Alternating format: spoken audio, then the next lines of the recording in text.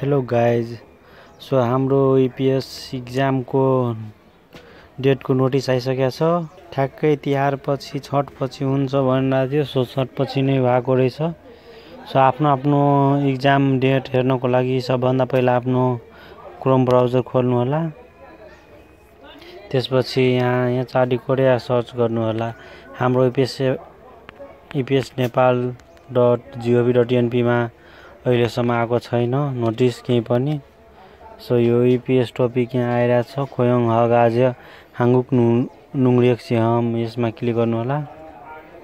त्यसपछि चाहिँ वेबसाइट खोल्छ। यो चाहिँ कोरियाको वेबसाइट हो, यहाँ चाडी कोरियाको। त्यसपछि यहाँ test date announcement of test date लेखेको छ, यसमा क्लिक गर्नु होला। त्यसपछि अर्को पेज खुल्छ। अर्को पेजमा हाम्रो चाहिँ 2 शिफ्टमा जस्तो छ, 2वटा छ। यहाँ 4th recruitment of the point system in Nepal manufacture 2 अनि एउटा चाहिँ 1। सो 1 मा भेटेन भने 2 मा खोज्नु होला, 2 मा भेटेन भने 1 मा खोज्नु होला, एउटा गरेर। यहाँ छुट्टा छुट्टै छ सबैको। सो म फर्स्टमा जान्छु अनि एउटा सर्च गरेर हेर्छु। यो अर्को पेज लोडिङ हुँदैछ।